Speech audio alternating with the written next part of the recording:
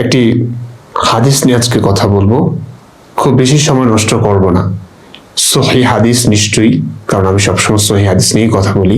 সহিহ মুসলিম ইসলাম foundation Bangladesh, হাদিস number হচ্ছে 5837, অধ্যায় হচ্ছে 45, ফজিলত, কিতাবুল ফজাইল, পরিচ্ছেদ 19, সাধারণত মানুষরা রাসূল সাল্লাল্লাহু আলাইহি ওয়াসাল্লামের সান্নিধ্য প্রদান এবং তার মাধ্যমে তাদের বরকত লাভ এবং তাদের জন্য তার বিনয়।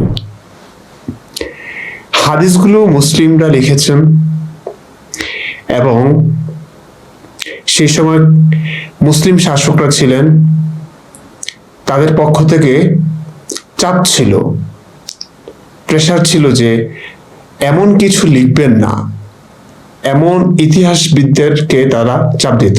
এমন আছে, আমি এটা নিয়ে বিস্তারিত ভিডিও বানাবো। তো যেমন ইবনে হিশাম, নবীর চরিত্র, নবীর জীবনী নিয়ে সবচেয়ে প্রাচীন একটি সিরাত হচ্ছে ইবনে ইসহাকের সিরাত। ইবনে ইসহাকের সিরাতটি নাই, ইবনে ইসহাকের সিরাত থেকে সংক্ষিপ্ত করে, ছাঁটাই বাছাই করে, যাচাই বাছাই করে ইবনে হিশাম একটা সিরাত লিখেছেন। ইবনে হিশামকে পর্যন্ত তৎকালীন শাসক, মুসলিম শাসকরা বারণ করেছিলেন যে এমন হাদিস লিখবা না, এমন ইতিহাস লিখবা না, নবীকে নিয়ে এমন কিছু লিখবা না যাতে মানুষ নবীর প্রতি বিতৃষ্ণ হয়ে যায় কিংবা বিরক্তিকর মনে হয়, অসম্মানজনক মনে হয়, খারাপ মনে হতে থাকে নবীকে। কারণ নবীকে নিয়েই তো তাদের ব্যবসা ছিল, তারা খলিফাতুল মুসলিমিন ছিলেন এবং নবীর এই বিশ্বাসটা যদি মানুষের মাঝ থেকে নষ্ট হয়ে যায় তাইলে তাদের ক্ষমতাও কিন্তু থাকে না। যা হোক, হাদিসটা আমি একটু পড়ে শোনাচ্ছি। আনাস রাদিয়াল্লাহু তাআলা আনহু থেকে বর্ণিত যে এক মহিলার বুদ্ধিতে কিছু ত্রুটি ছিল। সে বলল, ইয়া রাসূলুল্লাহ, আপনার সাথে আমার প্রয়োজন আছে। মহিলার বুদ্ধিতে ত্রুটি ছিল এবং নবীকে বলল, আপনার সাথে আমার প্রয়োজন আছে। কি প্রয়োজন? হাদিসটা লেখা ওইভাবে লেখা হয় নাই, বলা হয় নাই। এবং মহিলার বুদ্ধিতে কিছু ত্রুটি ছিল, বোঝা যাচ্ছে পাগল টাইপ ছিল আর কি।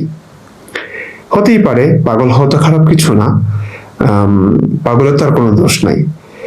আপনার সাথে আমার প্রয়োজন আছে। রাসূলুল্লাহ সাল্লাল্লাহু আলাইহি ওয়াসাল্লাম বললেন, হে অমুকের মা, তুমি যে কোনো গলি দেখে নাও, তুমি ডাক দিলে সেখানে আমি তোমার কাজ করে দেব। তারপর তিনি কোনো পথের মধ্যে তার সাথে নির্জনে দেখা করলে সে তার কাজ সেরে নিল। অনেকগুলো প্রশ্ন জাগে প্রিয় দর্শক। একজন নবী একজন মহিলার সঙ্গে, যার মাথায় সমস্যা, এক কথায় পাগল, কি এমন প্রয়োজনের কথা বললেন এবং নবী তার প্রয়োজন সারাতে মহিলার সাথে নির্জন সাক্ষাতে গেলেন। এবং শেষে লেখা হয়েছে তিনি কোনো পথের মধ্যে তার সাথে নির্জনে দেখা করলে সে তার কাজ সেরে নিল। কি কাজ আমরা জানি না। আমরা জানি না কেন? ইতিহাসবিদরা, হাদিস সংকলনকারীরা এটি লেখেনি। আপনি দেখুন, হায় রে, একতরফা ইতিহাস। কারণ নবীর ইতিহাসগুলো, ইসলামিক ইতিহাসগুলো লেখাই হয়েছে মুসলিমদের দ্বারা। অমুসলিম যারা ছিল, নবীর সমালোচক যারা ছিল, তাদেরকে নির্মম নৃশংসভাবে হত্যা করা হয়েছে। অসংখ্য হাদিস আছে, আপনারা জানেন অনেকেই। না জানলে আমার থেকে শুনে নেবেন, আমার অনেক ভিডিও আছে। মান বাদ্দালা দীনাহু ফাকতুলু, যে এই ধর্মে ঢুকলো, এই ধর্ম বুঝে সে এই ধর্ম থেকে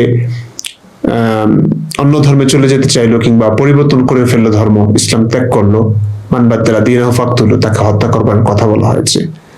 নবীকে, নবীর অসভ্যতা, নবীর পাকনামি, নবীর মিথ্যাচার, ভাওতাবাজি বুঝে ফেললো কেউ, নবীকে নিয়ে সেই কথাগুলো কেউ বলবে সেই সুযোগটা পর্যন্ত ছিল না। কারণ মান সাব্বা নাবিয়্যান ফাকতুলু, যে নবীকে নিয়ে কটূক্তি করবে তাকে হত্যা করো আদেশ আছে।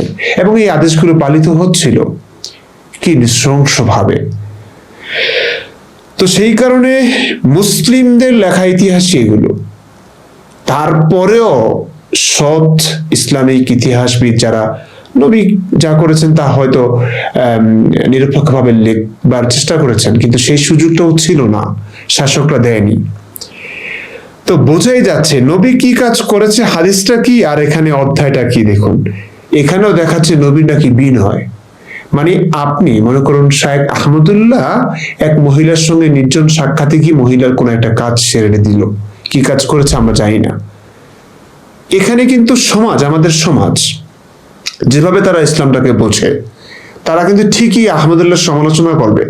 আহমদুল্লাহ যতই বলুক না এটা তো আমার বিনয়, আমি সাধারণ একজন মহিলা, তার সঙ্গে গোপন সাক্ষাতে গেলাম, তার একটা কাজ করে দিয়েছি, আমি বলবো না কি কাজ।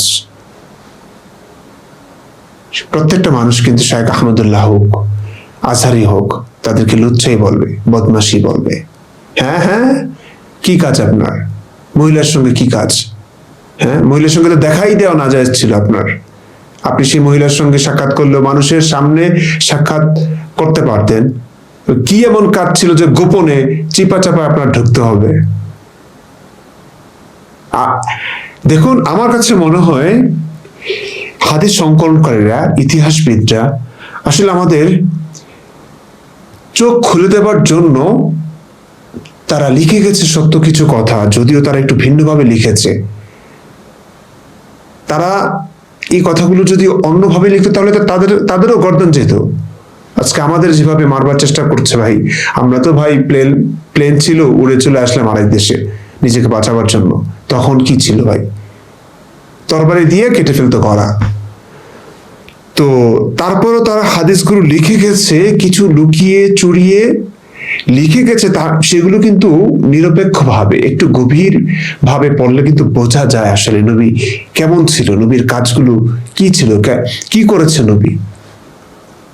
এই একটা মাত্র হাদিস আপনার চোখ খুলে দেবে ভাই। আমার সংশয় বাড়াচ্ছে, আমার সন্দেহ বাড়াচ্ছে আসলে নবী কি করেছেন মহিলার সঙ্গে। এত স্ত্রী থাকবার পরেও, এত দাসী থাকবার পরেও নবীকে একজন মহিলার সঙ্গে গোপন সাক্ষাৎ করতে হলো, এবং ওই মহিলার মাথায় সমস্যা। একটা মানুষ কতটা হর্নি হলে, কতটা সেক্সি হলে এমনটা করতে পারে। যাই হোক, আবার পরবর্তী ভিডিও আসবে দর্শে হাদিসের, সেই ভিডিওর অপেক্ষায় থাকুন। আপনারা ভালো থাকুন, সুস্থ থাকুন। ভিডিওটি দেখবার জন্য অনেক অনেক ধন্যবাদ।